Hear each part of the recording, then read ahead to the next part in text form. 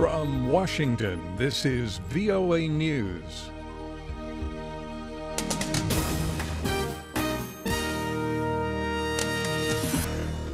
I'm Dave DeForest reporting. No deal yet with Iran. Two top foreign ministers helping to negotiate a nuclear agreement with Iran are sounding confident that an agreement can be reached by Tuesday's deadline.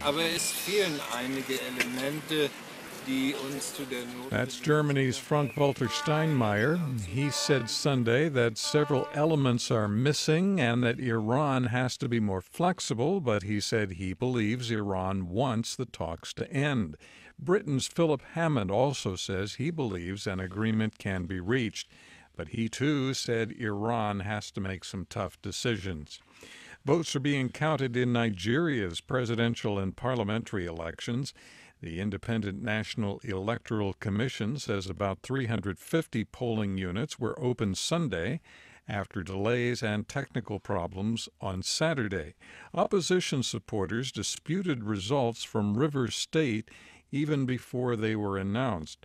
Riot police are on the scene at the Independent National Electoral Commission office in Port Harcourt, where hundreds of opposition supporters are demonstrating over what they say are voting irregularities.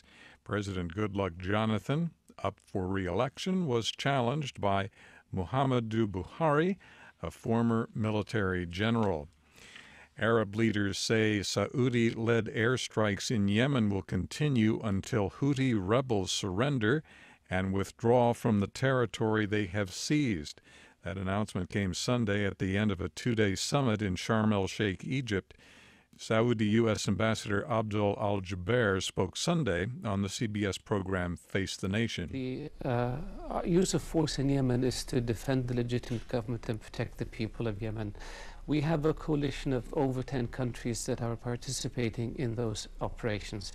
Leaders at Sharm el-Sheikh also agreed to a joint military force.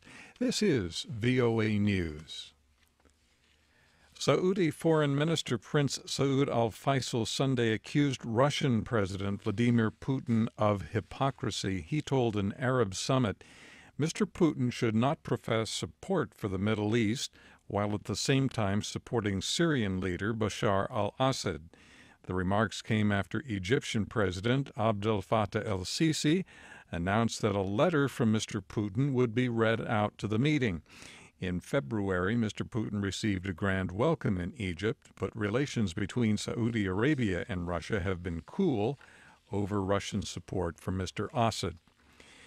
Tunisian security forces say they have killed the main suspect in the recent museum attack that targeted foreign tourists.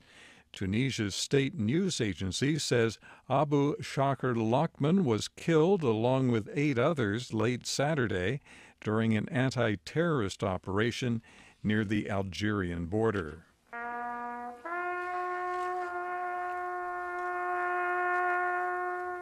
A funeral was held Sunday for former Singapore Prime Minister Lee Kuan Yew. In attendance was former U.S. President Bill Clinton, Japanese Prime Minister Shinzo Abe, South Korean President Park Geun-hye, and Australian Prime Minister Tony Abbott. Mr. Lee, called the founder of Singapore, died Monday at the age of 91. French voters went to the polls Sunday to cast their ballots in a second round of local elections. Early results suggest President François Hollande's Socialist Party lost leadership of half of its current local councils. The strong winner appears to be former President Nicolas Sarkozy's UMP. The Conservative National Front of Marine Le Pen moved forward, but only slightly. A German newspaper reports that the Germanwings co-pilot accused of intentionally crashing his plane into the Alps may have had vision problems.